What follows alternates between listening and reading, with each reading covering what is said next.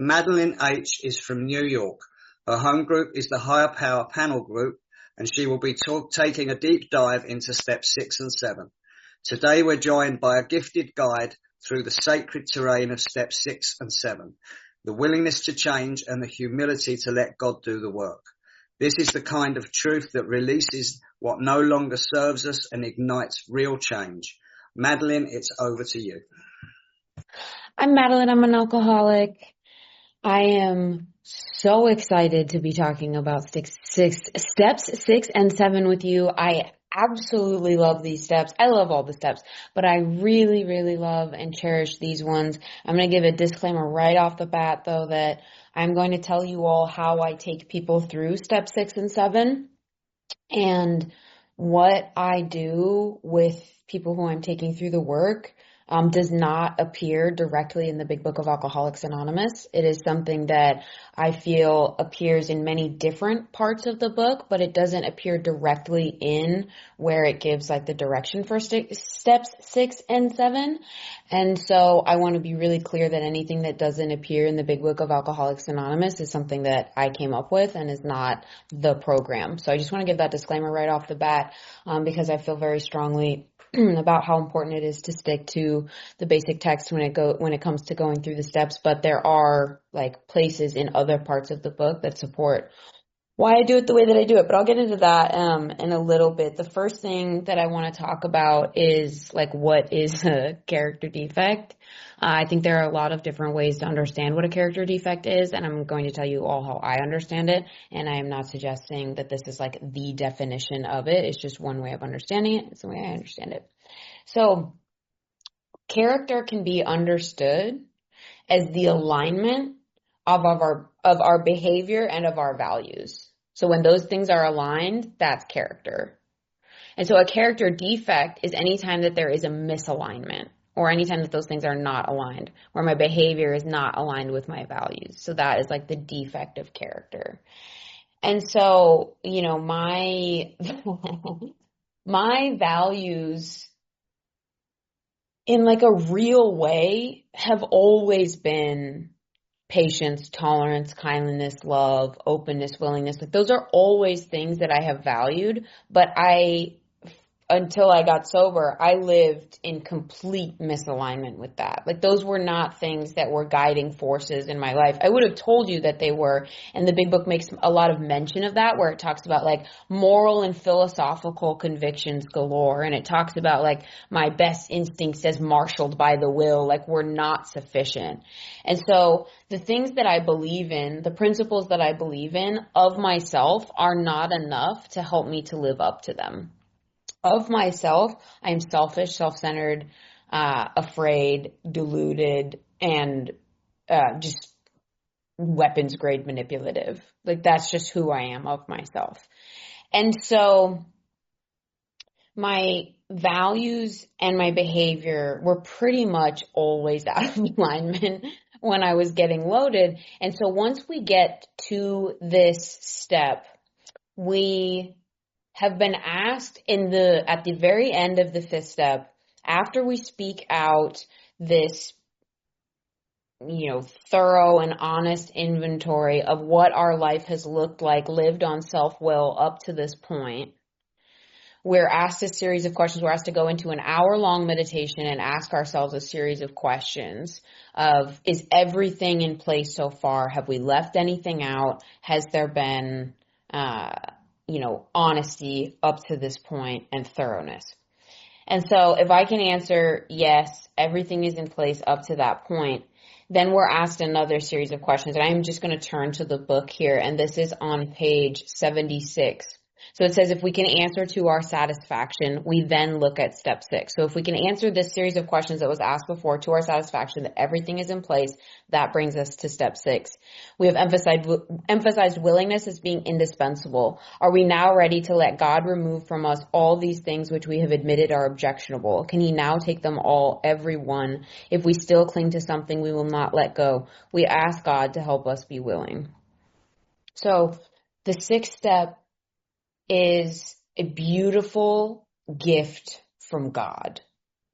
Because here's the thing about the misalignment between my behavior and my values. Here's the very scary thing about me as an alcoholic. As an alcoholic who is in recovery, I have decided that patience, tolerance, kindliness, love, openness, honesty, willingness are the things that are literally going to keep me alive. It is life and death for me to practice them. It's not a choice of like, oh, I have chosen to be physically sober and now I will decide whether or not I want to practice a lifestyle of patience, tolerance, kindliness, and love. It is, if I want to stay literally alive and I want to stay literally sober, I must commit to a lifestyle of patience, tolerance, kindliness, love, openness, honesty, the principles at large. So, and what we're also calling values here in the, definition of character defects. So I have said that these are the things that are going to keep me alive. And what is very scary as an alcoholic is that I am always tempted to change my value before I change my behavior. And the sixth step is protecting me from that instinct. It is giving me a beautiful gift from God to do something that I have never been able to do in my life before. It's giving me the gift to say this: I'm doing the wrong thing. Period. I'm doing the wrong thing. I could say I'm doing the wrong thing, but I would say I'm doing the wrong thing and it's your fault, or I'm doing the wrong thing and it's actually okay. But I could never just say I'm doing the wrong thing. And the sixth step is this beautiful gift from God that is allowing me to say I'm doing the wrong thing, period, which is protecting me, which is incredibly protective of that instinct that I have inside of me to change my value before I change my behavior. Because, okay, so I'll just get concrete. I'll get a concrete little example in here. Because the sixth and the seventh step, they come up in my daily life. I could tell you about what type of experience I had with them when I first went through the steps, but honestly, I don't remember. That was like a long time ago, and I was whacked out the first time I went through the steps. So I quite frankly don't really remember what my experience was with this, like when I first went through it, but I can tell you it's a living, breathing part of my sobriety now. So I'll give some concrete examples of how this is practiced today in my life as somebody with, multiple years of sobriety.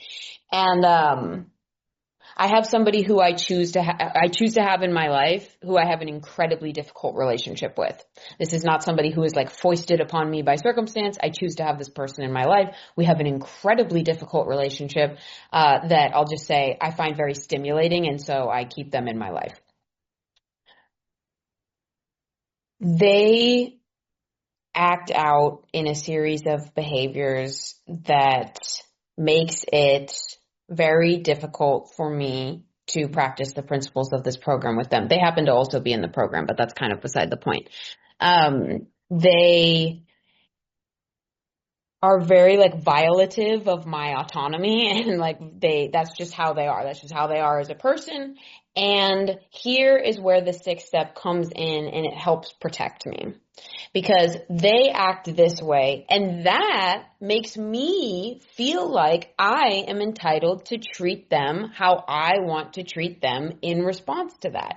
It sure feels like I have a right to push back or be mean or whatever it is because they're acting this way. But the truth is that I need to have a radical relationship to these principles. I believe there is nothing that anybody can do that entitles me to act outside of the principles of patience, tolerance, kindliness, and love. Now, I may act outside of the principles of patience, tolerance, kindliness, and love a lot, many times, because I'm not a saint. But there is nothing that anybody can do that makes that okay, or that gives me the right to do that. And so what it comes down to in this relationship is that I'll start acting mean. I'll start raising my voice. I love to shout. You guys can just hear the volume of my voice already. I'm a shouter. And so I will start to rise up and get, shouty. And I have to come back to this beautiful gift that the sixth step is giving me, that is telling me that that is not how God would have me act in any situation. No matter what this person did, it does not give me any right or entitlement to pushing back or acting out of anger. It says we avoid retaliation or argument. Like, these are the principles that I am asked to live by to keep myself alive, to stay sober, for God to keep me alive and for God to keep me sober. These are the principles I'm asked to live by radically. And so what the sixth step is helping me do is identify that no matter what this other person did, I am still not entitled to act out of this spiritual principle, but that I am. It allows me to see that I am outside of spiritual principles. It is giving me the gift and the vehicle towards the radical honesty that I need to have with my own behavior. And so just to wrap up this example that I gave, what it comes down to is that if I can't practice patience, tolerance, kindness, and love in my relationships, I shouldn't be in that relationship. There's something fundamentally, at odds with God's will within the relationship. And so it's not how can I self-will myself into patience, tolerance, kindness, and love with this person who is acting in this way that makes it very difficult to practice principles. It's I either practice principles in the relationship or I get out of it. That's what it comes down to.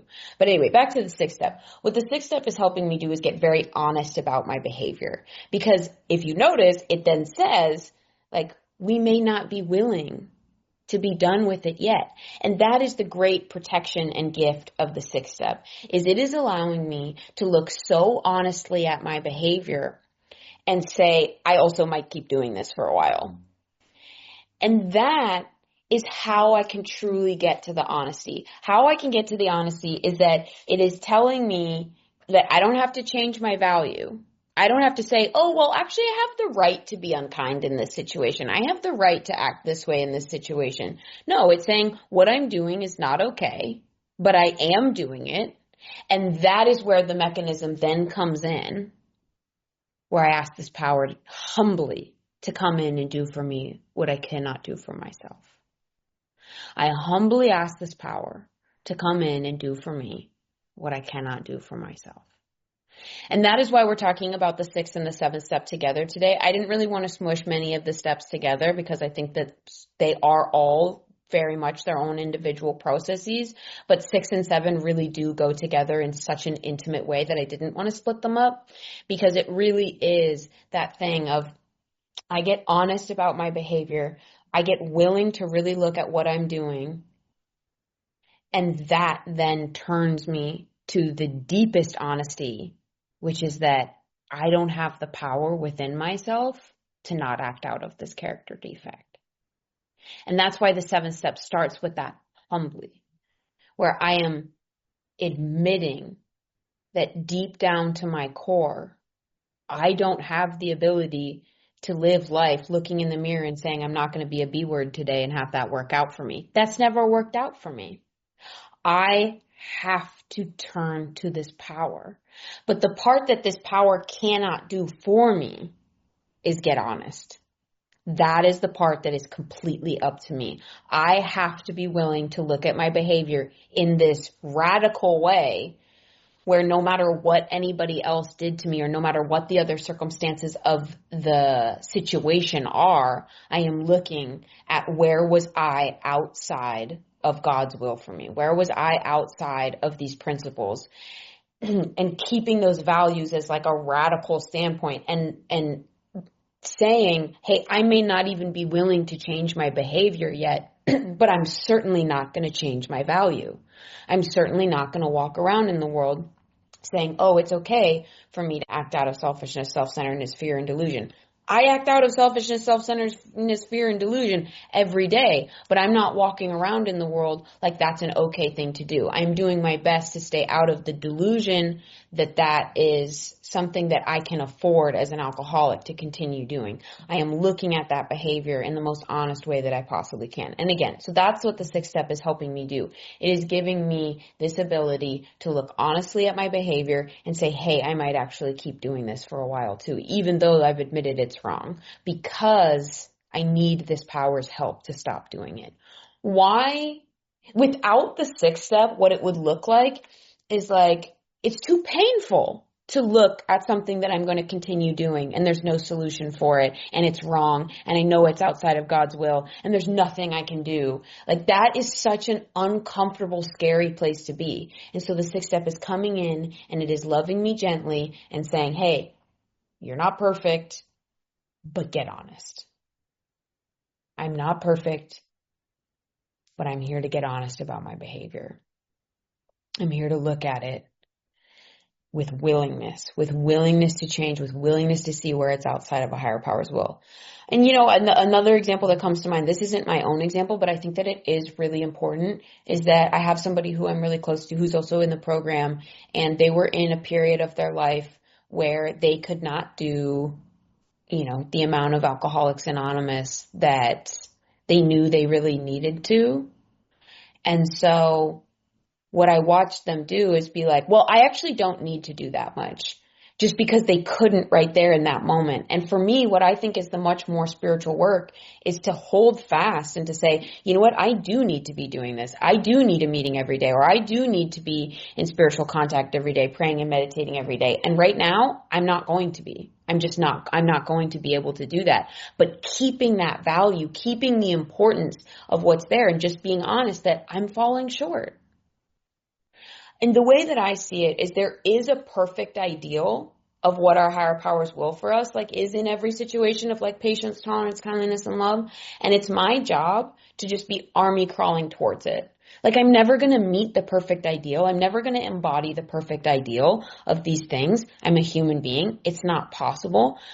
But for me, what's so important is to be identifying what that is and just be moving towards it. And when I'm not moving towards it, in fact, when I'm moving away from it, back towards selfishness, self-centeredness, fear, and delusion, can I just be really honest that that's what's going on and not put up some, little pretend fight of, no, I'm Miss AA and I would never act outside of the principle, so of course I couldn't be doing that. No. I am selfish and self-centered. I'm afraid, and I have a mechanism in my brain that tries to convince me that that's okay. Can I just be honest about that? Can I be honest about the way that manipulation still plays a big part in my life? And that is the manipulation that I act out of still today is a fundamental distrust of God's will. And it's a lack of faith. And it's me thinking that I need to be the one to make things happen. When I can just be honest about that instead of trying to pretend that like I've had this transformation that makes me perfect forever, that's where I can really look at and identify those things and make them right. If I'm not willing to see my behavior honestly, which the sixth step is giving me this beautiful gift to do, I am pretty much guaranteed to be unwilling to look at my behavior, cause the same type of trauma, harm, and chaos that I've always caused my entire life through controlling people, manipulating them, treating them poorly. And then what will happen is I will drive everyone in my life away, which is what happened before, which is what always happens in my life when I act out of those instincts. I will become incredibly isolated. I will fall into self-pity, because I will think it's so unfair that this is happening to me because I haven't done anything wrong, because I'm unwilling to look at myself. That will create that same blockage between me and a higher power, that same discomfort internally, and picking up a drink will be the only option. It will seem like the only thing to do. So the sixth step is vital to my physical sobriety. It is not like this throwaway thing of like, oh, that's over there or whatever. It is vitally keeping me sober on a daily basis, because it is allowing me to take a look at myself completely honestly, even when I'm not in God's will, even when it's painful to admit that, painful to look at that. And self-pity is a real uncomfortable one. I want to talk about self-pity real quick, because self-pity, I could give you guys like a list of my main character defects, and it's self-pity, it's manipulation, I'm defensive, I'm self-seeking, I am cripplingly obsessed with what other people think about me, I'm cripplingly obsessed with getting what I want. Like these are the things that I'm operating off of like on a daily basis. And self-pity is so dangerous. I think I've talked about it before, but it's always worth talking about it again. Self-pity, in the way that I see it, is the quicksand of this disease. It is slurping me in and sucking me down, and it is telling me that I am entitled to everything that I want, because don't you know what happened to me? Don't you know how unfair this situation is to me? And again, that's that same very dangerous thinking of, you have the right to change your value. You have the right to not be patient, tolerant, kind, and love in this moment, because don't you know what's happening to you? That's what my brain is telling me. And so self-pity is incredibly dangerous. It is like an intolerable situation for me to be in. And so, like, I have to bring myself back to the reality, to the truth. Like, I'm not a victim of this situation. I'm not a victim of what's going on here. I am somebody who stands firm in God's reality. And like, where can this power come and help me do for me what I cannot do for myself? So turning to that 7th step in those moments. So I'll tell you all a little bit about how I bring people through these steps now. So once somebody has done a 5th step, once I have done a 5th step with the person that I'm working with, I tell them to go and take that hour of meditation and to call me when they're done. They call me after that hour of meditation. I ask them how it went. Is there anything that came up that you want to share now? Are you walking hand in hand with the spirit of the universe? I always ask them. And then I ask them to go and write a list of their character defects. Go write a list of them, and I tell them to, go a little bit beyond like selfish, self-seeking, frightened, deluded. Like, we have all of those, but I think the specific manifestations of how those things come up in our life are pretty valuable. So it's like, I'm defensive because I'm afraid. So like, it's easy for me to just say like, okay, yeah, I'm fearful. But getting at the specifics of like how that manifests in my life is, I'm defensive. If someone points something out to me about how I am, I'm afraid that they're not going to see me the way I want to be seen, or I'm afraid that we're going to become disconnected because they're not seeing me in like a positive light or seeing me the way that I want to be seen. So I'm immediately defensive and I'm pushing back on that. And I'm like, no, I'm not like that. I didn't do that. And like I get all fearful and weird. And so I think it's important to not just say like, oh, I'm somebody who's afraid, but to get specific of like, I get defensive. And because that defensiveness creates that disconnection, because people are like, oh, I don't want to talk to her. She's all weird and defensive. She's not somebody who I can come to when we have an issue. She can't communicate honestly. And so, I ask them to get specific in those ways to like, look at that. So anyway, they bring me this list of their character defects. And then what I do is we sit down with them. They tell me the character defect. They tell me how it shows up in their life. And then we look at what the correlating spiritual principle for that is. And again, this is the part, completely honest about this, disclaimer, it does not appear in the Big Book of Alcoholics Anonymous to do that. But why I think it's so important is because the rest of the steps is to be able to practice these principles in all of our affairs. And having a guide for when this character defect comes up, this is the spiritual principle that I would practice. Like, this is what God's will is for me instead. To me, is the only way to really understand like where exactly we're outside of God's will and like what to turn to instead, so that we can practice these principles in all of our affairs. So for me, I think it's incredibly important to like the honesty process, to understanding what our values are so we know when we're out of alignment with them, and that final consummation of the steps that comes in step 12, which is practicing these principles in all of our affairs. So I think it's important, but again, it does not appear in the Big Book to do that. So please take it with that enormous grain of salt. So, and I invite you all during the Q&A, like if you want to throw a character defect at me and I will tell you what I think the correlating spiritual principle to that is, like I think it's a lot of fun. So please feel free to do that if you want to in the Q&A. But I'll just give like a couple examples just to kind of illustrate what I'm talking about.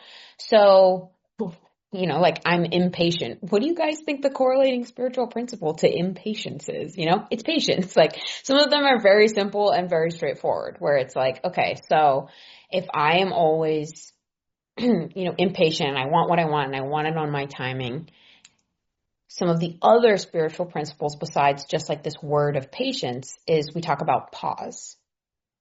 We talk about pause. We talk about, like not just like being patient as this like overarching idea, but in that moment, practically, when I feel myself getting all in that flurry, all in that tizzy, I need to be where I need to be, I'm running late, instead of pushing forward and like running down the street and, knocking, a grandma over on the sidewalk, can I take a moment to be still and to understand that even if I'm late, hurrying is likely to cause me more, things along the way that are going to stop me up more. And ain't that always how it is, right? Like I'm running and I'm dropping stuff and then I'm coming back to pick it up and then I go the wrong way because I'm all flustered.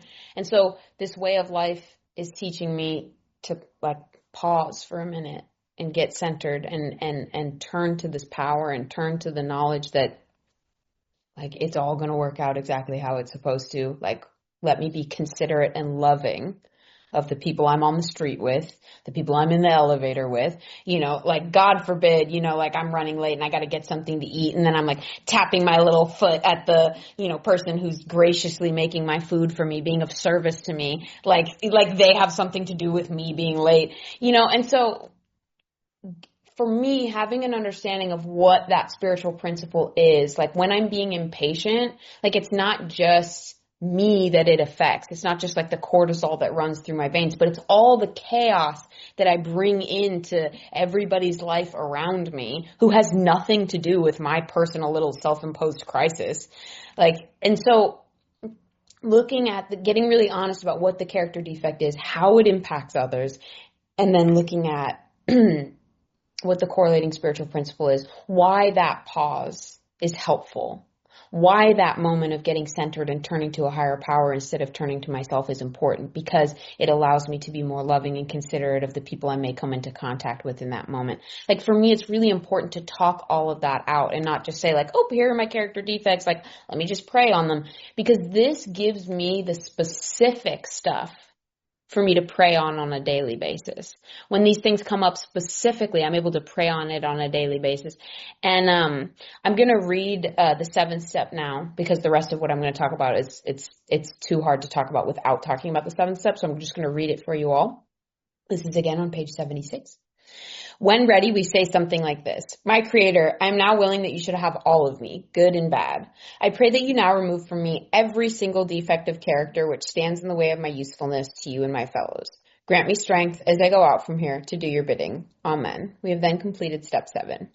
So it starts off by saying my Creator, and as is mentioned in We Agnostics, if that's not a term that resonates with you specifically, totally fine. It says ask yourself what it means to you. You can use any type of spiritual terminology that you like. So even though that starts with my Creator, you are more than welcome to fit in whatever it is that feels comfortable there. It says, I am now willing that you should have all of me. And then it says good and bad. And it's like, why does it say good and bad? And there are a couple of reasons why it says good and bad. The first of it is that it speaks to this completion, this like absolute, that I am turning everything of myself over to this higher power. And then the second little thing that it's kind of referring to is, I don't know the difference. I don't know the difference between good and bad. Like, I don't know what my character, like if I knew the difference between good and bad so well, I wouldn't have needed to turn to a higher power in the first place, right? Like I would just be running around in my life determining good from bad, and I would not have, needed these rooms. But I do. I do need these rooms, and it's because I don't know the difference. And so I'm asking this power to help me determine that, not just, running off in the world like, I know what the difference is, because I don't. I pray that you now remove from me every single defect of character which stands in the way of my usefulness to you and my fellows. So right there, it is giving me more information about what a character defect is. It is telling me that a character defect is something that gets in the way of my ability to be useful to a higher power. Now, when I got sober, someone really made this part come alive for me, where So I had a friend in early sobriety. She had like 3 months more than me. I think she has I think she's still sober. She's like 3 months more than me. And she had a really, really gnarly eating disorder. So she had a really debilitating eating disorder, and she had it her whole life. And so in that thinking, in the way that she thought, because she had lived in that type of thinking for so long, she thought of the fat that she had on her body as immoral. Like it was a character defect. It was something that was wrong with her. And so when she began doing the 7 steps, she was praying for God to remove the fat, because it was immoral. And then she told me that she read this prayer and she finally really understood what it was saying about usefulness. And she realized, like, wow, that has nothing to do with my usefulness to others. And she finally understood that the character defect that was at play was that over obsession and concentration with how she looked. That was the character defect, not the physical appearance of her body. And when she gave me that example, that helped me so much. So I like to use it as an example, because to me it's so helpful, because that's how I live, right? Like I live thinking, like, if I was just sexy in the way that I think I should be, or like my skin's doing pretty good right now, so this may not resonate to people who are seeing me, but like I have a few skin diseases and they can really get crazy, and I'm like, if only my skin was just clear, like then I would have no problems, right? My skin is not impacting my ability to be useful to anybody. My obsession and my over concentration with it, and the way that I think about it and kind of, like move my face around or like whatever when I'm just there to be helpful or connect with somebody, that has the ability to get in the way of my ability to be useful to others. That thinking and that obsession and that over concentration with how I look, when I know that doesn't really impact my ability to be useful to God or my fellows in any way, shape, or form. And so the 6th and the 7th step are guiding me towards that prayer, that specific prayer of not God make my skin beautiful, but God remove this obsession with how I look. And so the 6th and the 7th step, they're giving me that guide for how to pray, for how to bring that into the daily prayers that I do in 10, 11, and 12. So they're helping me set up for that. So we can look at these character defects of, okay, so one of my character defects is that, like, I'm obsessed with what other people think about me. And the correlating spiritual principle to that is service. How can I be helpful in this situation? Not how can I think about what other people think about me, but what can I do to be helpful? Humility. That's the other correlating spiritual principle, right? It's like that understanding of that right-sizedness of like, all that matters is what my higher power thinks of me. And all of these things that I'm saying, easier said than done, right? Like totally easier said than done. Like I am not walking around here like, I am so above what other people think about me. I only care what my higher power thinks of me. No, I care so much what other people think about me. I can barely function, but I have a solution to it. And I have this orientation towards that. That is the ideal that is set out for me. And I'm moving towards it. So I don't embody that perfectly in every time, but that is the value that I am seeking this power's help to move my behavior in alignment with. And when it's not, I admit it and I get honest and I'm not delusional about it. I don't trick myself into thinking like, oh, I did that thing because it was so spiritual. No, I did that because I wanted to be seen a certain way. Like that's why I did what I did. And when I can get honest about that, again, that's where I can keep turning towards this power. Asking for that sanity and strength to come from this power and not from within myself. And that's what, that line says, where it says, grant me strength as I go out from here to do your bidding. So that strength doesn't have to come from within me. It comes from this power.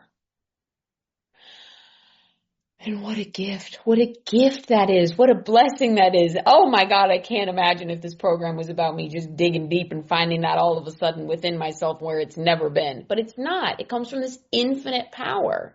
And so the 6th and the 7th step are about my willingness on a daily basis to turn to that power to ask for help with that. This power cannot get honest for me. So I have to get honest. I have to be willing to have a radical relationship with what are these principles? What is my behavior? What are my natural inclinations in these moments?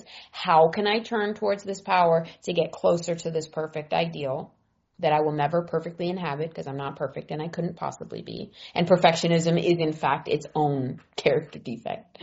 But knowing that there's this ideal, how can I get closer to it? And then taking, those actions that are laid out for me. But I think that practice of saying what my character defects are and what the correlating spiritual principles are makes that a lot easier. So I told you self-pity is another really massive one of mine. And I think that self-pity and fear are two that are really difficult to pray one's way out of. Like, it's very difficult for me to just like have a perspective shift when it comes to self-pity or perspective shift when it comes to fear. I need to be asking myself, what would my higher power have me be? And I need to take action. So I see action as the correlating spiritual principle to self-pity and to fear. What can I do to go be helpful to somebody else right now? Like, I need to go get out of myself if I'm stuck in self-pity, because again, they will slurp me in and I will find it very difficult to get out if I let that run for long enough. So those are ones where I'm like, I have to get out of myself. But mostly I can make it pretty simple. Like, every character defect basically boils down to entitlement, and every correlating spiritual principle correlates to like humility, and or honesty. Honesty and humility are basically the same thing in the sense that like they're two sides of the same coin. I can't really have one without the other. And like vice versa, I can't have the other one without the other. I have to have honesty about my place in this universe to be able to have humility. And then to really have that humility, I have to continue getting honest about what I am, what I'm doing. And for me, I just don't find any like I don't have negative self-talk on the results of looking at myself really honestly, because I know this is who I am of self-will. When I'm on self-will, this is how I act. I'm selfish. I'm self-centered. I'm defensive. I'm strange and off-putting. Like, that's who I am of myself. And that's okay. I've been given a solution. I've been given an access point to this power greater than myself. I don't have to, feel bad or beat myself up about it. I just have to honestly look at it and humbly turn to this power. And this power does for me what I cannot do for myself. The last little one that I want to talk about, I almost always talk about this with 6 and 7, and I have enough time to cover it really quick, is gossip. I love to talk some mess, and I'm not advocating for it. I just love it. And I'm not even one of those people where I'm trying to tear people down. I just love information. I love information. I love sharing information. I love being the person who has the information. I just love it. And it is a desperately unhelpful character defect here in Alcoholics Anonymous. Extremely unhelpful. And so what I have to do is I have to bring that into daily prayer. I have to take it into daily prayer in inventory. I have to get really honest about where was I talking about somebody in a way that wasn't in a spirit of love and tolerance, that I did not have permission to speak about them in, because that's what the big book says. It says we talk about each other a great deal, but we temper it with a spirit of love and tolerance, and we try to make sure that when we're sharing something from somebody else, that it's something that they would be okay with being shared. And so I have to get really honest, when did I talk about somebody and it did not meet that standard? And then I have to pray in the morning on a daily basis for this power to come in and help me not do that. And I have found that when I do that, when I keep a strict commitment to that, I'm able to shut my mouth on a juicy little tidbit in a way I've never been able to do before. When I have a juicy little tidbit, it's coming out, I'm trotting it out all over the town. But through this power and through this process of being willing to be honest about that's what I was doing. I had no right to do that. I had no right to talk about them like that. God, please help me do something different so that I'm not causing chaos and disconnection in my community. And as a result of doing that, I have the results, which is that I'm able to do what I was never able to do for myself ever before. And, yeah, like I said, I absolutely love step 6 and 7. I don't know why I keep tripping over saying step 6 and 7. I've done it every time I've tried to say it, but I absolutely love them. I love these steps. They have protected me. They have kept me safe. They have kept me loving. They have kept me honest, and having like a living, breathing relationship with them where I'm going through my day in the spirit of them and not just saying, oh, like that was something that I did like a long time ago, but keeping them active in my life, looking at them in my life. Oh, gosh, it's such a beautiful way to live. I thank you all so much for letting me speak to you today. Hello, everyone. Hi, everyone. I'm Celine, and I'm an alcoholic. So if you want to start raising your hands, ask any questions to Madeline on step 6 and 7. And first up, we have got Mel, asking you to unmute, Mel. Thanks, Celine. I'm Mel, I'm an alcoholic. Thanks, Madeline. That was a really good going through steps 6 and 7. I really enjoyed it. My question is, how do you work with the part of you that still believes a defect is protecting you? Or I should say, to me, like, how do I work with the part that I still believe is a defect protecting me? I think that's a fantastic question. I mean, I think that the simplest thing about it is to just like be honest. Like, I am acting out of this thing. I think it's protecting me, but I also can see that it's a character defect, and that is where we have to pray for this power to like reveal to us that it's not protecting us, and to give us the ability to do that. So it really is what you've said, where you're admitting, like, I think it's still protecting me, like, that is kind of the work, right? Is to just get really honest about, like, I think this is protecting me, but I also kind of know that it isn't. And then praying for this power to come in and reveal to us, like, what we really need to do about it. So I think sounds like you're already doing it, but that's what I would say about it. Thank you. Excellent. Thank you, Mel, for your question. That was fantastic. Thank you, Madeline. Christopher, I'm going to ask you to unmute if you want to come in with your question. I'm Madeline, great share. Sorry, I'm living out of a hotel right now with my mother, and there were some puppies in the hotel lobby. I was trying to relax and listen, but got a little distracted. But anyhow,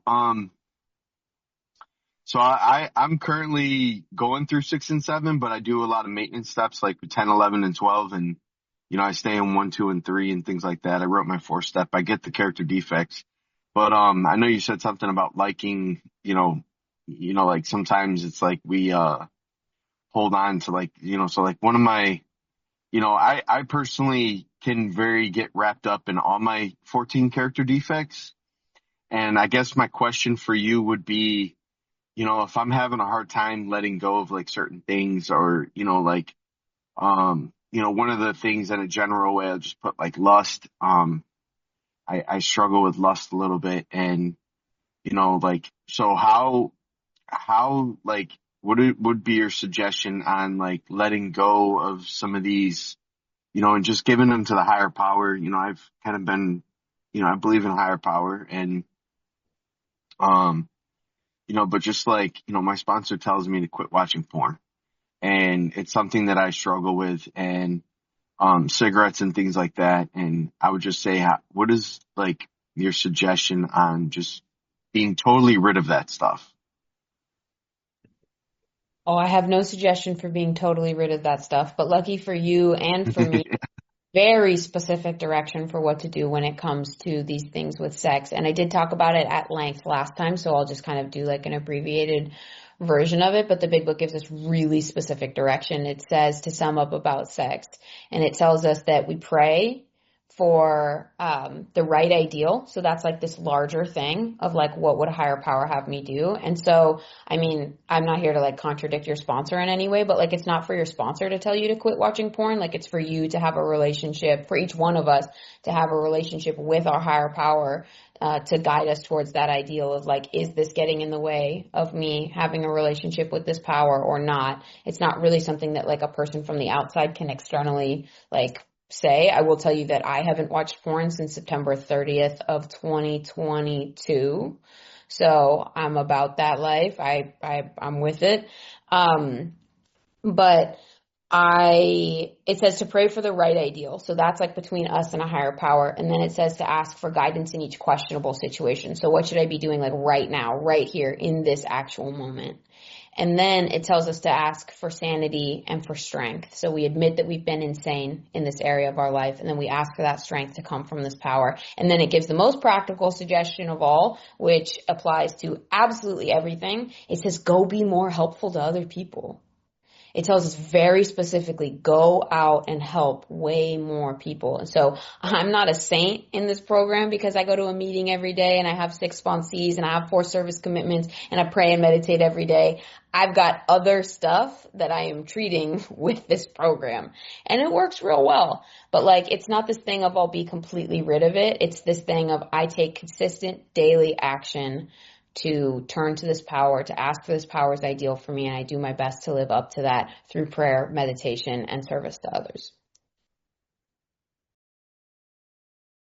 Brilliant. Thank you so much for coming in with your question, and thank you, Madeline.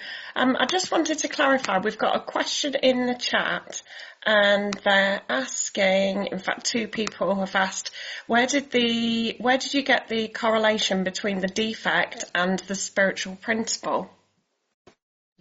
Yeah, I mean, I have to just be so honest and say that I made it up. Like, I don't have any other explanation for it other than like the wording of the 12th step says that we practice these principles in all of our affairs. And when I was taking people through 6 and 7, I mean, okay, so I don't want to get too deep into this because it's whatever, but there's like a philosophical concept that it is difficult to not do things and it is much easier to do things. So like humans are positivistic rather than negativistic. So like we can focus on like concrete things that we can do rather than think like just being like, don't do that. Like, what do I do? And so it's kind of based in this idea that it's much easier to focus on what should I be doing instead of what I should not be doing. But basically the place I got it from is from, it says we practice these principles in all of our affairs. And that's, where I'm just starting to sketch out for the people that I'm taking through the steps, like what these principles that they're going to practice are. Excellent. Thank you for clarifying that. Louise, I'm going to ask you to unmute, and Karen is going to be our final question today. Hello, thank you. Hi, thanks for your share. I was wondering if you could Louise Alcoholic. I just wondered if you could clarify about, because there's something that you said, and you said about your higher power cannot give you honesty. You've got to kind of strive for that honesty. But I was just wondering if you could talk a bit about it, because like when I did my step 7, like once God's got all of me, I feel like intuition plays a big part, and I was wondering if like how you feel about intuition. Like I feel like we should relax and take it easy and not struggle and not kind of I have to strive to be honest, because you can get honesty from your higher power. And I was wondering like if that is what you meant, but like if you would like clarify on it. Thank you. Yeah, that's a great question. Really important place of clarification. What I said is my higher power can't get honest for me. Honesty 100% comes from my higher power. Like I don't have access to honesty of myself, like it comes from this power, but this power cannot come in and get honest for me. This power is not going to come into my head, pick up my hand and pick up the notebook and say, this is what I'm doing is wrong. I have to do that. It's only possible through a relationship with a power, but like it is not going to come in and appear before me in some physical manifestation and say, you're being unkind right now. I have to look at my behavior and say what I'm doing is unkind. No one's going to do that for me. This power's not going to do that for me. That part's up to me. I love that you brought up intuition. I think that that's so important. I think it's a deeply misunderstood concept here in the program of Alcoholics Anonymous. The promise of the 11th step is that we will have intuitive thinking. That is the promise. This idea of I can't trust my thinking, that's when I'm in alcoholic delusion. That's when I'm not doing it. If I'm committing to a consistent routine of prayer and meditation, I'm going all through the day with the 10th step, turning to this power, I'm taking inventory at night, praying in the morning, I'm being of service to others. The promise of those actions is that intuitive thinking will come to me because I will be cleared of all the blockage and all the nonsense, and I'll have enough experience of seeing my selfishness and self-centeredness to know, that's selfishness and self-centeredness. It's not that I won't be selfish or I won't be manipulative. It's that I'll have this practice through inventory, through turning to a higher power to be able to identify what it is. Now, I say this all the time. I have like a 5% error margin with intuitive thinking. I have this these little funky actions that I didn't even clock. And that's why I'm a big believer that we share at once with another person. I have somebody in my life that I tell everything to. And so she's got another set of peepers on it where she can come in and be like, are you sure about that? And I'm like, right, you are. I didn't even clock that one. And so I absolutely have the intuitive thinking. But for me, that must be coupled with rigorous honesty with another person as well as God and myself so that they can come in and maybe clear up those things that I was not able to see. And in fact, I have a big posse, big group of people that I'm close to, and we're always kind of sharing inventory together, bringing stuff up and kind of identifying what's going on for each other. And so, hopefully that answers what you were wondering about. That was a brilliant question, Louise. Thank you so much for coming in, and thank you, Madeline. So next we've got Peter. Jan, I'm just going to ask you to unmute if you want to come in with your question. Yes, hi, my name is Peter Jan. I'm an alcoholic from the Netherlands. Thank you for your share. You mentioned somebody who had an eating disorder and how you were able to dissect that into spiritual principles. I have an anxiety disorder, so one of my major defects of character is fear, and it's very hard for me to differentiate between the medical part of it, the pathological part of how my brain malfunctions, and the spiritual aspect of it, which affects other people as well, like avoiding things and coming into self-pity. And I've mentioned it a couple of times to people, and most of the responses I get are like, well, you have to be free of fear, or you have to let that go. And I can't seem to pray my way out of it. And I was wondering how you would approach that in a practical sense, if at all possible. Absolutely. Phenomenal question. Alcoholism is an anxiety disorder, just straight up. Like, it is an over obsession with self and with, what we want and how we feel and how to get what we want that manifests in this, self-destructive and poison-taking way of trying to get out of it. So I relate to that a lot. I mean, that's 100% my experience, is that alcoholism is an anxiety disorder. Being free of fear, I'm sad that was the advice that you were given, that someone was like, hey, just be free of fear, because that's not what the big book tells us. It gives us really specific direction. It says, just to the extent that we do as our higher power would have us and humbly rely on them, are we enabled to match calamity with serenity. And then it says, we ask what our higher power would have us be, and through that we outgrow fear.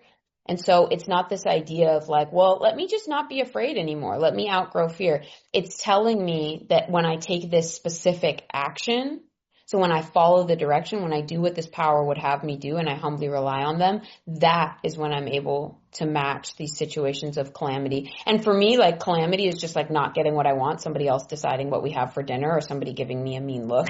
Like, it says that, like, I will be able to meet that with serenity, but it says just to the extent that I do as my higher power would have me. So I can't pray my way out of fear. I have to take action. What can I do to be more helpful? How can I bring a spirit of service? When I go into a situation and I'm consumed with all of those anxieties that I'm not sure if you feel the same ones as me, but what they are for me is like, how are people going to see me? Am I going to get what I want? Like, am I going to be okay? Am I going to make somebody mad? Are they going to be mad at me? And then we're going to have a bad relationship. Like, these are the things that come into my mind like a spiral when I come into situations.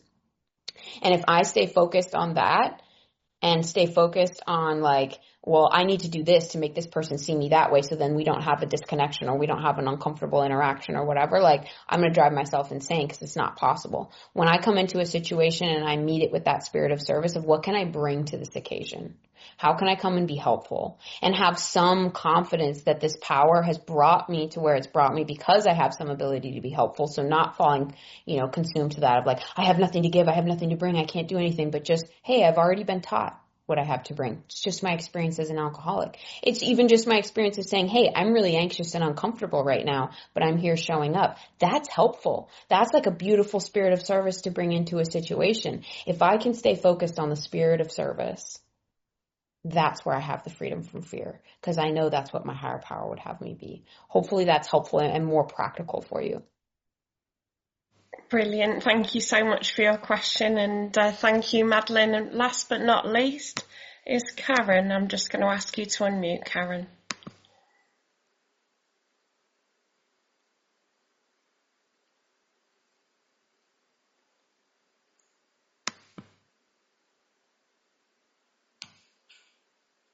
Should be a little button on your screen, Karen, to unmute.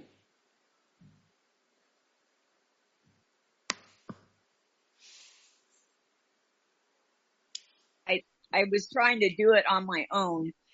Surprise, surprise. Never works on my own. Thank you, Madeline. I've heard you speak before, and I'm glad I happened along and could hear you again. Mine is, I don't know. I'm really struggling with, I know it sounds crazy, but I take Excedrin. It is killing me. I have an ulcer. Excedrin is really bad for ulcers. It causes bleeding. It causes all these things. And knowing all these things that could happen, keep taking Excedrin. I don't know what to do. Do you have any ideas on that, Madeline? I know it sounds crazy. I know. And it was hard for me even to raise my hand, but I'm getting desperate to find out what I can do to stop. What would be the defect?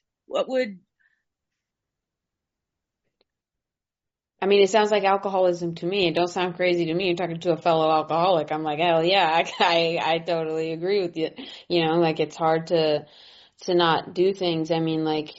Basically I fall prey to, it's a delusion. For me, if you want to know what the character defect is underneath it, the character defect is delusion. I have this delusion that if I take this pill, everything's going to be fine. Everything is going to be okay. It's going to solve my problem. And so for me, I have to smash that delusion. This substance is not going to cure all my problems. It's not going to fix everything. Not saying that people shouldn't take medication when they should take medication, but in this case, it's like, yeah, this is not going to solve my problem. That's a delusion. Where can I have more trust and faith that because I have chronic pain. And so I really understand, I really do. And for me, I had to completely come out of the delusion that the pill was going to be the thing that was going to solve my problem. Where actually with pain, there are a bunch of other things. So I don't know what it is that's motivating you to take the Excedrin, but I'm just going to use my own experience as an example, where it's like, I have chronic pain, I have a muscular condition.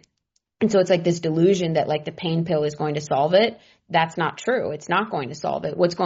In my case, I needed to drink a lot of water, and I hate drinking water. It's disgusting. But like, I had to do that.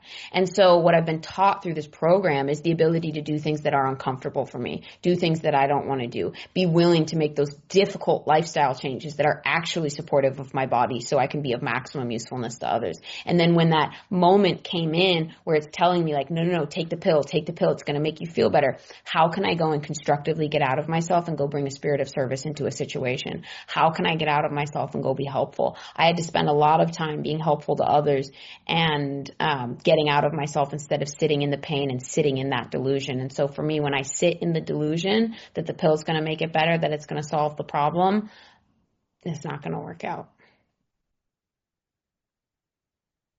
Brilliant. Thank you, Karen. Thank you, Madeline. And thank you to everyone for your brilliant questions this evening.